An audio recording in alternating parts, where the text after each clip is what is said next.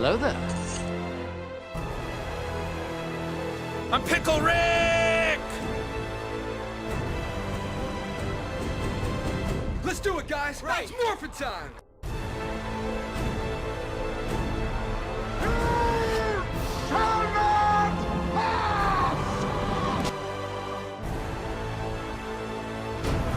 Avengers! Assemble.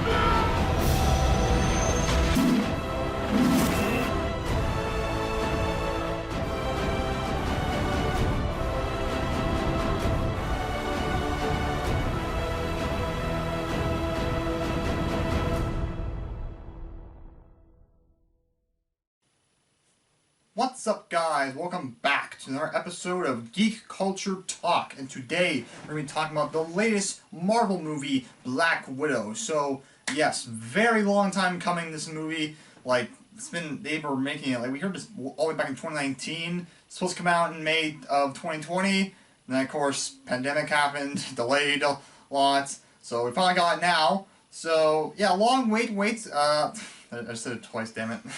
Whatever. But yeah, it's been a long wait, and was this movie worth it? I'd say so. I enjoyed it. So, yeah, I'm going to review it today. This is all my Black Widow. This little ash figure is the only thing I have of Black Widow. So, disappointing. Sorry about that, but I play these 3 movies of her that she's in. So, yeah. I don't know, I feel like mentioning it. But yeah. So yeah, Black Widow. This film, of course, is it's a sequel to Civil War, but it's also a prequel to Infinity War and Endgame. So it's one that's like pre-sequel kind of thing, I guess, because it takes place not long after Civil War. It takes place like at least, I don't know, a day for at least, because it takes place almost immediately after she abandons the government and Tony Stark in Civil War, and like, because I think the film takes place during like the last few like moments of the last like, I don't know, 30-some minutes of Civil War. I'll get into that. So it's been like at least, I don't know, a day or so, and she's on the run and such, and yeah. Of course, now, in general, this movie, the Black Widow film, you know, everybody's wanted it for years. We've all really enjoyed and loved the Black Widow character. I really like the Black Widow character as well. She's awesome. She's badass.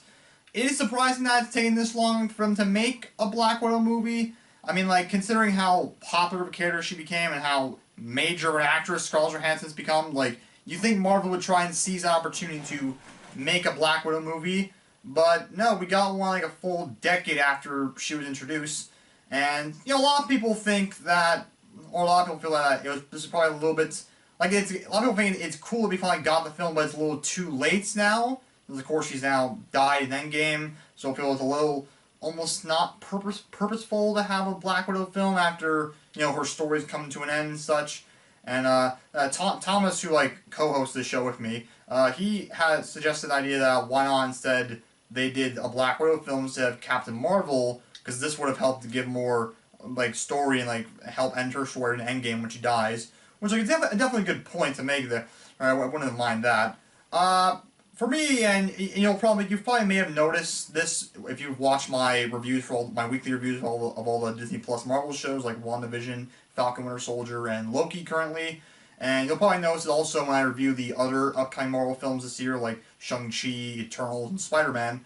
I'm a major Marvel fan. Like I think most of you already know this, but I'm very big into the Marvel Cinematic Universe. I love all the films and such. Like, it's very hard for them to not please me. Like, I honestly, like, I've never, like, hated one of the films. Like, there's some I'm not big on, but I've never hated one of them. The lowest rating I've ever given one of the movies is a 5 out of 10. Which even then, that's not that bad. It's like, that's like a halfway between of good and bad. So, like, I've never given that bad rating to any of the films. I'm like, so it's not that hard to please me with these movies. So, like, I agree, yeah, we probably should have gotten this film earlier, but I still love that we got it. Like, I'm not complaining at all. Like, I don't care even, like, it's after she died. Because honestly, it's proven possible that you can tell a good story with characters, like a prequel story, because like we all love the Clone Wars. The Clone Wars is an amazing series, even though we know characters like Anakin, Obi-Wan, and Yoda, they're all going to survive it, and characters like, you know, Dooku and Padme are going to not die at any point during the show. They'll die right at the end of the Clone Wars and Revenge of the Sith.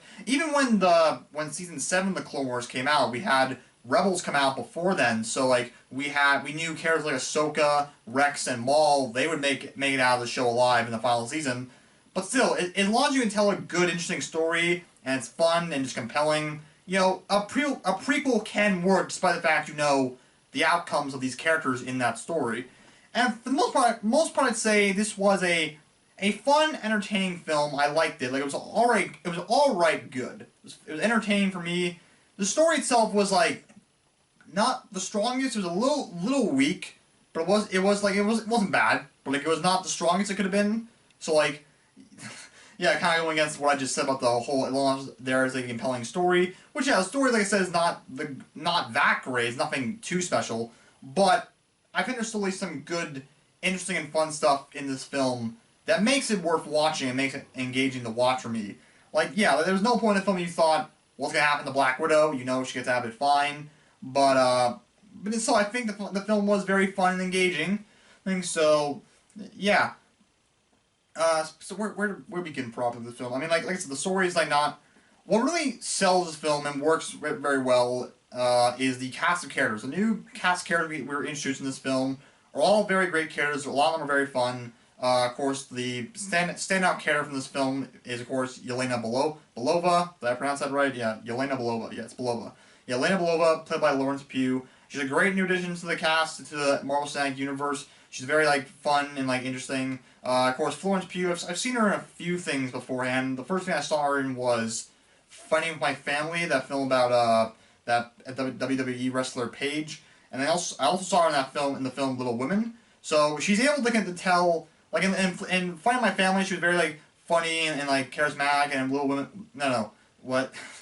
No, she's kind of, like, charismatic and, like, funny in both the films. So, like, yeah, in both of the films I saw, she's very capable of being, like, you know, having this, like, charismatic and funny behavior, but also being, you know, serious and, like, dramatic when she needs to be. So I feel like she's a great choice for this character of Yelena, who's, you know, serious, but also, like, has, like, fun, cheeky side to her. Because, like, a lot of times in the film, how, like, there's points where she'll talk about how when they're, you know, going to that Russian prison to break out, you know, Alexei, and saying how there's a big avalanche coming that could, like, crush them all, and she's kind of, like, having fun going, like, oh, this would be a cool way to die.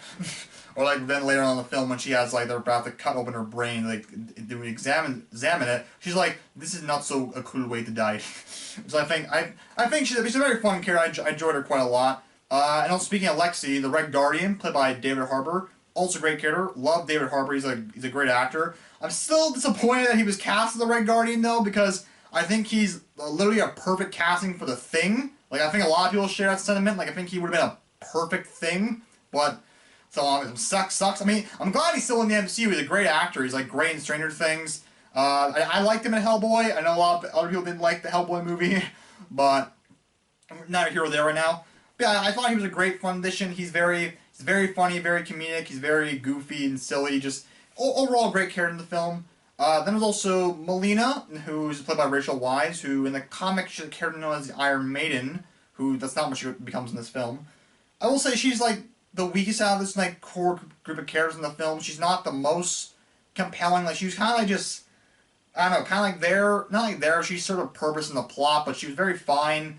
There wasn't just nothing there that stood out a lot for her compared to Yelena and Alexei, but she's fine, you know. The whole family dynamic of this film with those four characters with, like, you know, Natasha was great. We're finally learning about Natasha's past, how, you know, this isn't her actual, like, biological family. It's like a family she was put in during the Red Room program in Russia and such, and you know, I think they were on some of that covert operation in America because they were like hiding out in Ohio back in 1995, just pretending to be a normal family. But like they had, as a real later in the film, there's a lot of stuff they faked about being a family. Like they had a whole photo album of stuff they took on one day. Like there's like photos from like birthdays, Christmas, Halloween, New Year's, like all this like stuff they took in one day. So like they're hiding out there, and supposedly we don't really get a clear answer to what. I mean, there was, but like, they were there to steal something from S.H.I.E.L.D. because when they were running away, there was like S.H.I.E.L.D. trucks chasing after them. And when they get back to Russia, it was Cuba where they were at, not Russia. It was Cuba, I think that's where they landed after they skipped Ohio. I'll have to backtrack that in the editing. But of course he hands off this like little memory disc thing or something like that. He gives like some kind of like drive thing to, I think it was Dreykov, a younger looking Dreykov. I can't quite recall who it was. I'm pretty sure it was Dreykov. Probably should have looked some of this stuff up before I did this review. But yeah, so he gives this information to him. So I don't think it's exactly clear what he gave to him, but it's something that S.H.I.E.L.D. was after and such. So that's interesting. And I'm not really sure. I don't think they ever gave a clear answer in what it was, so I'll look into that while I'm editing it. But, yeah, and of course, like, we learn more about how Black Widow, or Natasha, she was, you know, her real family, she was, like, abandoned in the streets by her. What she thought, we later learned that, you know, the Red Room, they kind of paid off her family to get Natasha, but also Milena reveals her that her mother, her biological one, never stopped trying to look for her and trying to find her, and then Dreykov killed her for getting too close and interfering and such. So that's all tragic and sad to learn about her, and that she's buried in an unmarked grave, just known as Unknown Person, somewhere by a tree, you know, like, I think in Ohio or something like that. Really probably should have looked up some of this other minor stuff, but I got the big stuff at least down. And, you know, of course, like, the whole theme of this film is family, about, like, you know, like what's the word I'm looking for? Like, mending the wounds, like, forgiving your family and stuff like that. How, like, she forgives this, like, Russian family, because although they weren't her actual family, they were, like, a family. They were, like, nice to each other and such. She, like, was, like, very close with Yelena and such. And it does help lead into, of course, her also fixing stuff with the Avengers, which we'll get into. So that whole part is cool. And the whole stuff with their family in the film, there's a whole dinner scene they're at, with a very nice dinner scene. It's funny and has some like nice kind of dramatic moments too. So like, I think that whole element of the movie works very well. For the actual plot itself, the main plot is that Yelena, of course, we learn that a lot of people that are in the Black Widow program, at some point they have brainwashed and like kind of just like mindless like drones. Well, not mindless, but they're under orders. They can't really they have no free will. But this special serum was created that can actually cure brainwashing. Like you would spray on them and like kind of fix their brainwashing. And one person that Yelena was sent after to kill, which she does kill before she dies, she frees Yelena. So once that happens, Natasha meets up with her through stuff that happens. And I think I actually kind of forget exactly how Natasha and Yelena met up exactly in the movie. I really should have looked some stuff up, apparently. That's my mistake. Sorry. But yeah, they meet up, and essentially they're just, like, working together, trying, like, because Yelena tells her that, you know, Dreykov, who she thought she killed years ago, the guy who runs the Red Room program, is actually alive. So now they're going to go after him to fully kill him this time, and also free all their Black Widows that they can with the serum that they have left of it. And through the rest of the plot, we learn a lot of other interesting things about Black Widow and her history. Mainly, one thing we learn is that, actually, so the Dreykov plot itself is, you know, like I said, it's fine, it's not really that great. I never got a good sense of a plot from a villain. I mean, I guess his whole plot is that he wants to get this serum back. Like, he sends Taskmaster after her. That's what it was, yeah, because Natasha's friend Mason gives her, like, a bunch of stuff, which, no, is that how it was? She gives him a bunch of stuff from her, like, Budapest thing, and then Taskmaster goes after her, and then she adds the vial. I forget exactly how she got the vials, honestly. I think Yelena sent them to her. No, yeah, that's how it was, damn it.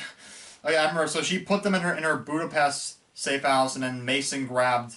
See, Yelena put the serum stuff in some Budapest thing that she had in Budapest, and Mason grabbed all that stuff and gave it to Natasha, which Natasha found it, and found some kind of message, I guess, to Yelena, and tracked her down. Stuff like that. Essentially, it was that. If I'm wrong, my apologies. I'm getting off this now before I keep going crazy about it. But yeah, so, like, his main thing was to try and get that serum, well, not even serum, just that cure back. But besides that, that was it. There wasn't, like, I didn't really feel much of a real main goal from the villain of Dreykov. Not really that much.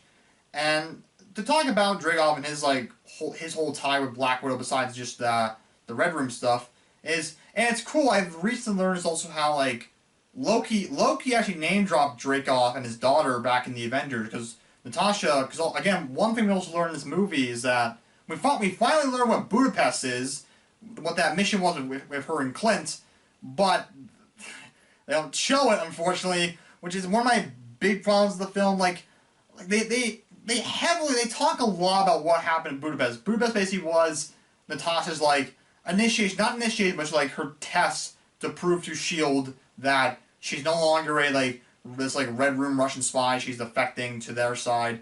This is the way to prove it. She was proving herself by going after Dreykov to kill him. And basically Clinton and her went to Budapest to kill him. And we learned that part of what Natasha's like ledger was, basically what we learned is that part of Natasha's red in her ledger, she's mentioned before how there's a lot of red in her ledger.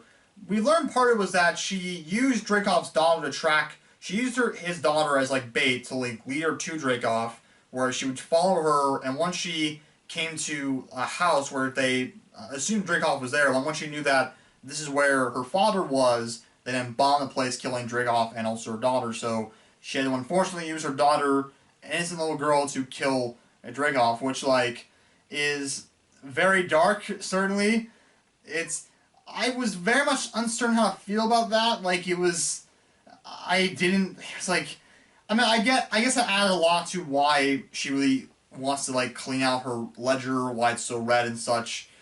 So I guess it makes sense, but still at the same time, it's like it was very dark to reveal. Oh yeah, Natasha used this little girl to kill this guy, and the little girl died, which she didn't die, of course. Of course, she got turned into Taskmaster, which I'll get into. But the whole Budapest thing, like I don't know why. Like, why won't they show it? Like they talk so much about. Besides that, like besides killing Dreykov, they also fend off from the authorities, and her and Clint had to like hold out in this like secret bunker in the subway station for a little while. And there's like these like there was some kind of scuffle in the apartment building that Yelena and Natasha were staying in when they first met up because there were like arrow holes in the wall. So like it was like they had to hide out there for 10 days in that subway station like hideout thing before it was safe to leave. So like they really detail this whole thing, saying this cool adventure they went on in Budapest. But like, why don't you show? Like honestly, I was really hoping from this film we were gonna finally learn what the Budapest mission was. We all want to know what was this Budapest mission or Budapest. Like there's two pronunciations of it in the film. Like Natasha says Budapest, Mason says Budapest. I don't know which one is right, but like we always want to know what this mission was. Now we do know, and the mission sounds cool. It sounds like an awesome thing, but we don't get to see it. Like why? Like it'd be a perfect time to show Hawkeye. Like why not have Hawkeye in the movie? I don't get why you don't want Hawkeye in the film. Like we know they've been friends for a long time. Show it. And I have no idea if we'll ever see this mission actually like unfold on screen now, because who knows if we'll ever see Scarlett Johansson come back again in the MCU. I mean, who knows? Like, I don't think we'll ever see it now. So that kind of sucks. But I wonder what I thought he was in the film via like during the flashback they showed when they were bombing the house with Dreykov and his daughter. On the intercom, Natasha was talking to someone saying, "Do we bomb it now?" I thought it was Clint. I thought it sounded like Jeremy Renner. I looked up on IMDb. There's no like Jeremy Renner's not credited under uncredited anywhere, so he's not in the film, unfortunately. So that sucked. Like that's one of my problems with the film. Another thing, get on to the Taskmaster thing, because that's a problem. I think a lot of people contemplate like I'm not fans of Taskmaster, so I was excited to see Taskmaster in the film, and he's very, very underutilized, or she's very underutilized. My apologies. She's very underutilized. Like, and I don't mind the twist they did with where he's actually a she. She's actually Dreykov's daughter after the explosion, because they both survived that explosion, and Dreykov like rebuilt his daughter into like this like half person, half machine thing of Taskmaster, which I didn't mind that. I did kind of predict a bit. Like for some reason I saw it coming to film that somehow the daughter was gonna be alive. Like I don't know, it just felt like I feel like his daughter is gonna be alive. Like, I don't think she's dead. So it's not coming. I didn't see coming that she was Taskmaster, which I don't mind that at all. I don't. But there's two things I have a problem with. So one thing I just don't like that Taskmaster's whole ability is just machine enhancements. Like what's cool about Taskmaster in the comics is that he was a person who just had a photographic memory where he just watched your fighting style, voice crack there. He could watch your fighting style for a couple of seconds and just get it. He could get it down. He could predict your move and block your attacks and stuff like that. Like, that was very cool. Made him very interesting and tough person to fight. Here now, that coolness is kind of taken away, where it's like, oh, it's actually just this machine parts in her that allow her to do this. I'm like, well, that's not that cool to me. That's just kind of, that's not as impressive as like he could just do that in the comics. No, now it's enhancements and such. And but also besides that, like, just he was completely underutilized. Like, they heavily marketed Taskmaster as like the main villain of the film. He's not. Like, he's just kind of like a goon. Like, Dreykov's the main villain of the film, which, like, okay, I'm fine with that. I don't mind, like, but at least utilize Taskmaster in a better way. Like, have him be, like, or, I mean, sorry, have her be more active in the film. Like, we see her, like, in three proper fight scenes, but even then, they're not that long. Like, the first two are long, but the ones near the end with her are not that long. Like, it's still, I mean, they're good enough, but still, like, we're not seeing a lot of her. Like, she has no line. I think she had one single line in the movie, like, at the very end, like, only one word. So, like, incredibly underutilized. I feel like she should have been a bigger presence in the film, a bigger villain. It could have been cool, maybe, maybe she, after, I don't know, maybe because, like, Natasha used that thing to free people from mind control to free her from the mind control brainwashing that Dreykov did to her, and she's fine now. It could have been cool maybe if, like, when she did that earlier, before Dreykov was properly killed, and maybe she decided to, like, or they killed Dreykov herself and decide she'll run this empire now and become, you know, like how Taskmaster is in the comics, and Taskmaster in the comics runs a school where he trains a bunch of people to be, you know, his kind of like henchmen and assassin people. So that could have been cool, but, you know, underutilized. She does survive at the end of the film, though, so, I mean, I think that definitely leaves the door open for her to come back. I don't know, is that a good guy or an anti-hero now? I kind of hope she doesn't come back as a hero. Like, I hope, like, she comes back as still a villain. Like, even without the brainwashing now, she still decides to become bad. Because Taskmaster, like, really, you need to utilize him better. Even with the, like, just, I'm still not happy about the enhancement thing is what gives her powers, but at least just try and do more if you bring her back one time. So that's what I'm hoping for, at least. And also going on to Dreykov also, you know, he's kind of like Taskmaster. Like, Taskmaster was a weak villain in the film. Dreykov's kind of weak of a villain too.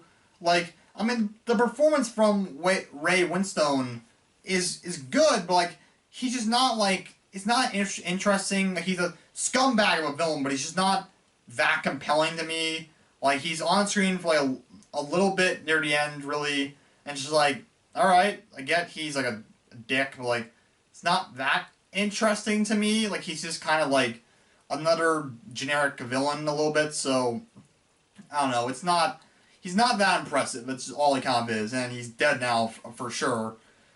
But there's that. Like, some other good thing that I did like about the film, though, is that I do like a lot of the action in the film. I think it's, like, I'm watching, the problems I have with Taskmaster, at least the fight sequences with him are cool, because they're pretty sweet. Like, he's, of course, Taskmaster, I keep calling him as, I apologize. He's mostly been a male character in most other media, so my apologies. I'm trying to make sure to call her a she. Like, but yeah, because she has the ability to, like, copy abilities and stuff, like I said. And in the film, we see she copies the abilities of Hawkeye and Black Panther and Captain America and Black Widow. There's even, I watched a video from New Rockstars where they break down some Easter eggs. There's some other abilities in there that represent, like, kind of Winter Soldier and a Spider-Man possible kind of ability where, like, she swings on a rope and such. So all that pretty cool. Like, she's a very cool villain to, like, watch on screen. Like, she's very cool to see, like, people, like, fight her and, like, try to beat her, but, like, she has to all master their own fighting skill in a couple of seconds. So, like, it's interesting to see her fight, and it is, like, all her fight scenes. Like, the first one with Black Widow was pretty sick. The one with Red Guardian near the end was pretty sick. Not as cool as Black Widow's one, but it was also pretty cool. The one where they're kind of chasing through the streets was pretty cool too. That one also, I will say, that one street sequence where like she's chasing after Natasha and Yelena driving through the streets, like it was a good scene, but I feel almost a little spoiled by that scene because I had recently, just a week prior, had watched Mission Impossible Fallout for the first time, where they had an incredible like chase sequence in that film that was almost entirely practical. It was amazing, and like it's not a big deal honestly, but I kind of just felt like that. I'm like, yeah, I mean that's not as cool as the one I just saw in Mission Impossible, which like, but so I think like for what it is, it's pretty cool. There's some like interesting fight parts in, like when Yelena kicks a door off, like opens one of the doors in their car they're driving in, and it hits a light pulse and gets like knocked off and like hits one of the people on the bikes chasing them. So some cool stuff happens in the fight on the road. And there's other cool stuff like when they go to break Alexia out of prison. It's a pretty cool fight sequence. Also, it's pretty interesting, like the set design. It's something I do like about this film. Also, I like how it does kind of look like it does have that still kind of MCU feel to it, but like the opening credits were very much like felt like a very spy thriller espionage more so than other. It felt very unique at opening credits. Even the scene afterwards when Ross is trying to capture her, it feels very like espionage-esque. It felt pretty good. I like a lot of also the sets and like designs and stuff like that. Like set design, I think is pretty cool overall. Like I like some of the street design. I forget. Damn it, where were they? Where was Yelena in the beginning of the movie? Like when Natasha meets up with her again. Damn it, I forget the name. I think it was Monaco. If that's where it was. I'll have to look it up again. Apologies. But yeah, like there's some cool parts there. Some cool scene of like her like running down the wall and such. Like and a cool fight chase scene there. I think a lot of the set design is pretty cool in the movie. The big fortress in the sky looks pretty cool also. So all that kind of cool stuff. What's another thing to talk about? Shoot. Oh yeah, Black Widow. Black Widow gets also some new costumes in this movie, which, you know, I generally... Black Widow is one of those characters I always kind of like, never picked a favorite costume. I mean, I had a favorite costume for the most part before, but like, I never really found a lot of her costumes she had in the past the greatest costume she could have had. Like, to go through them quickly, like, her one in Iron Man 2 was not that great, it was fine. The one in the Avengers was a little bit better, but it wasn't too great. I think then her Winter Soldier costume was much better. I thought that was okay, that's a pretty cool costume.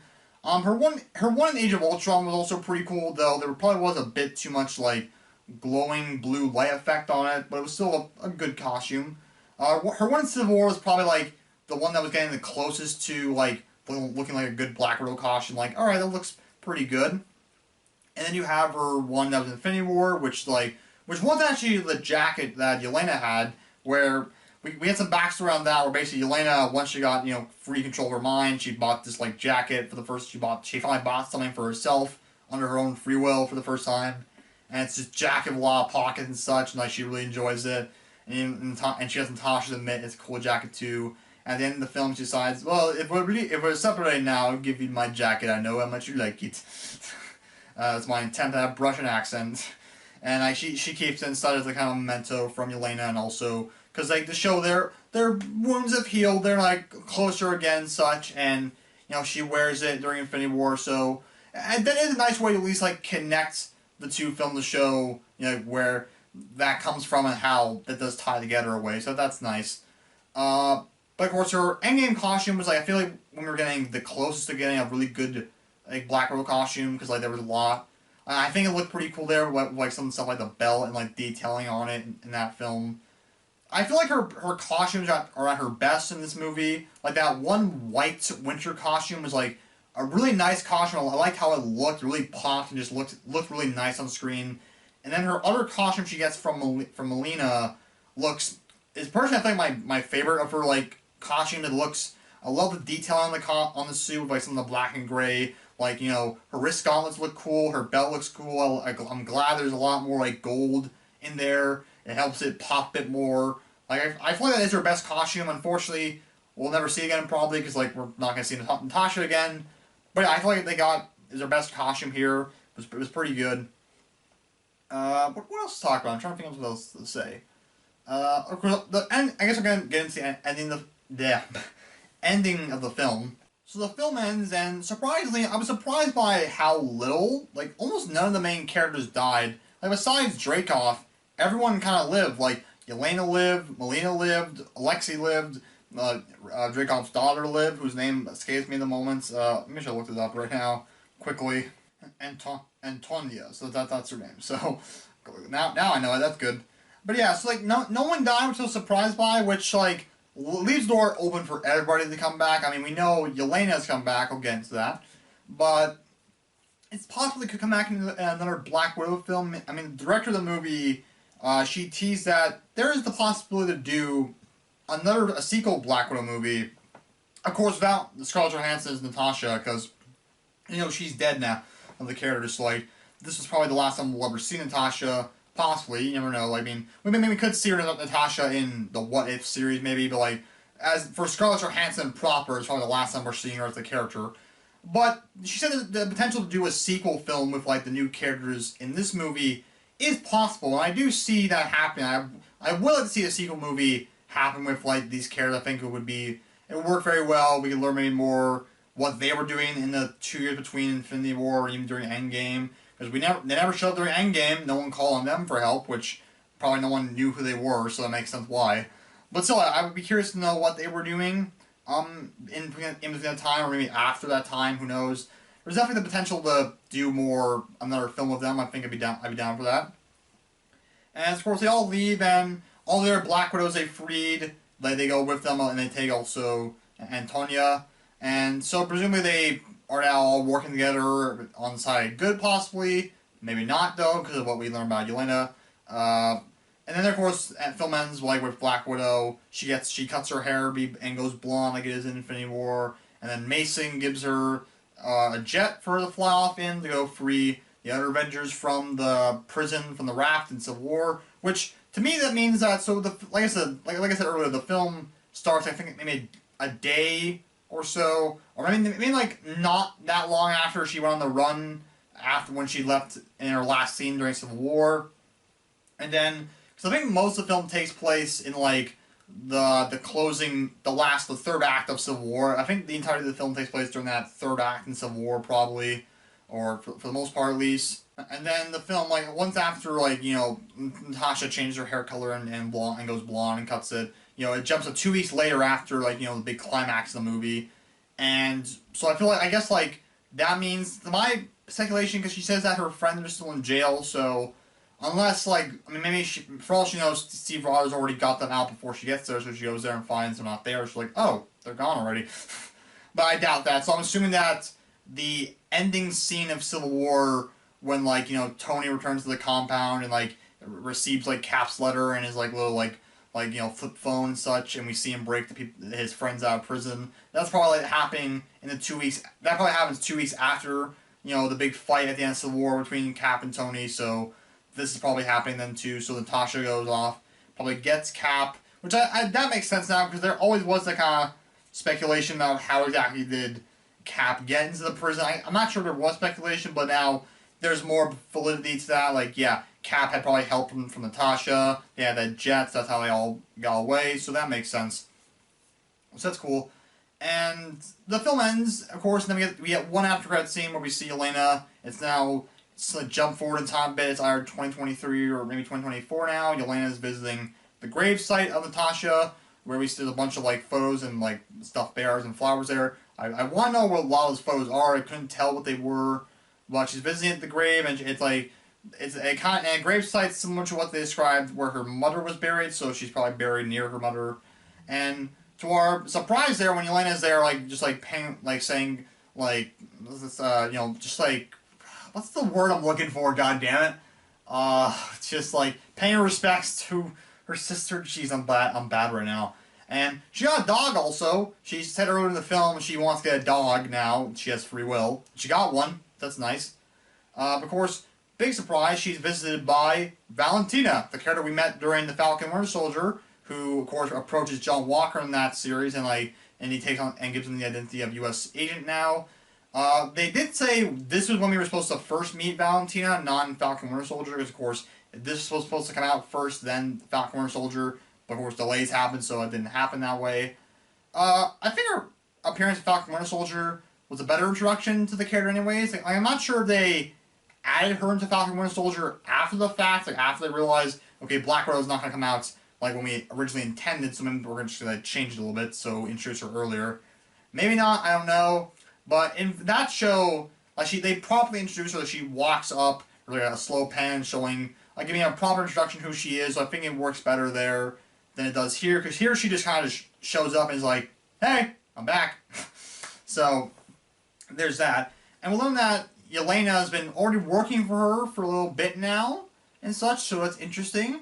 And she tells Yelena, gives her next assignment, saying, do you want revenge on the person that killed Natasha? Go after this guy, and shows her an iPad with Hawkeye on it, wearing his Ronin costume. So that will lead into the Hawkeye series, which I remember hearing the reports and rumors that Yelena was going to be in the Hawkeye series. This is now official confirmation then, which hopefully we'll get that Hawkeye trailer soon then, because that show's supposedly coming out near the end of the year, so we won't have to wait too long for that, so I'm curious to see how that will play out.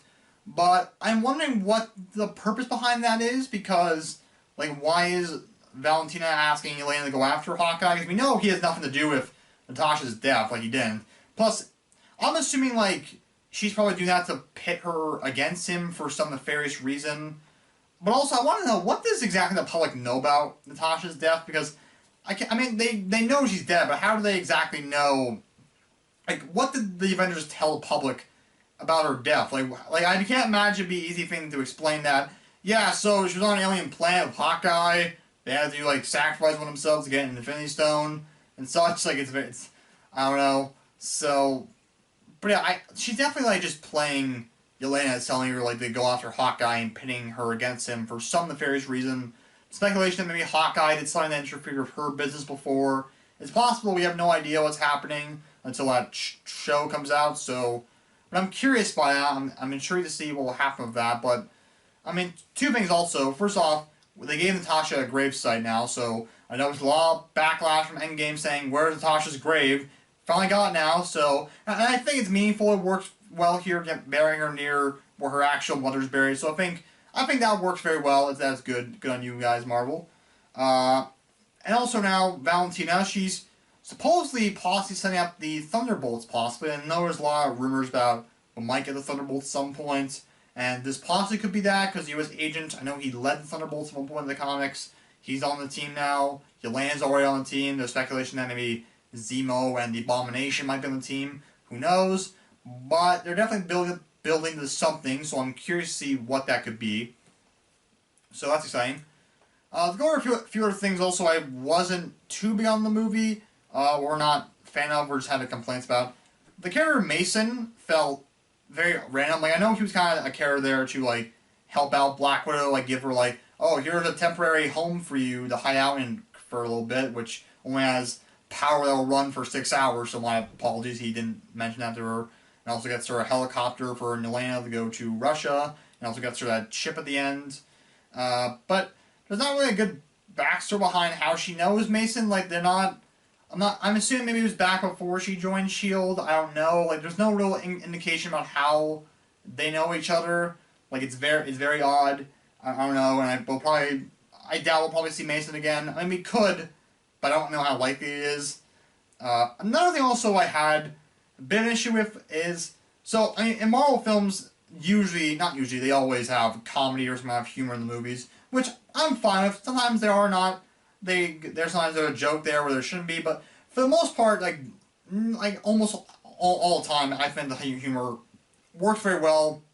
Like, almost every joke is pretty good. I think it works very well in the movies, although, and this isn't a complaint on the comedy saying it wasn't good, because the humor was good in the film. It's just that, like, there was 2 parts in the film that really felt like a comedy. Like, just straight up how they were handled and presented felt like a comedy.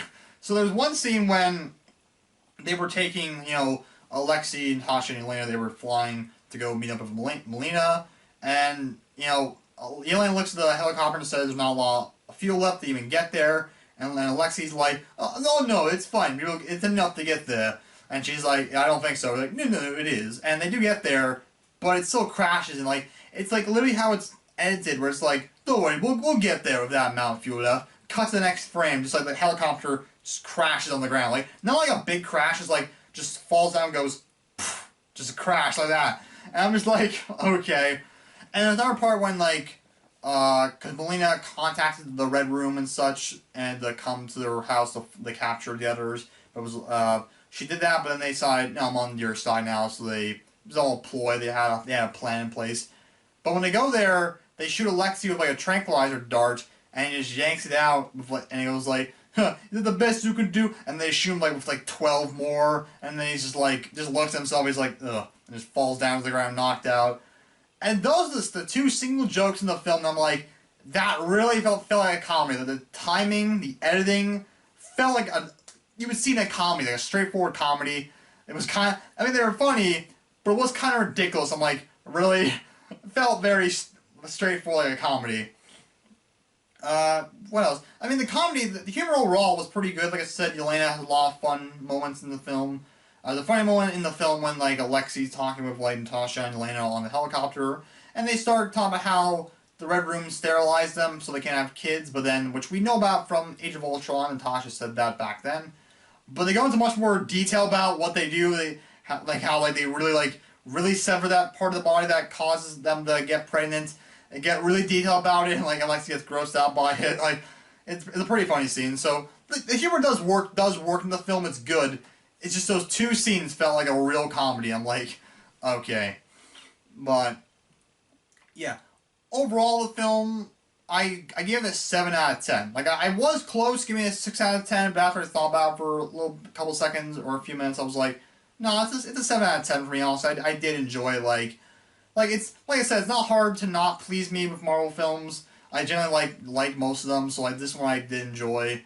You know, it's an alright good film. It's not like, probably not one of the best films, but, like, it was an enjoyable movie. I liked the characters. There was some fun set design, some fun action scenes and cool set design.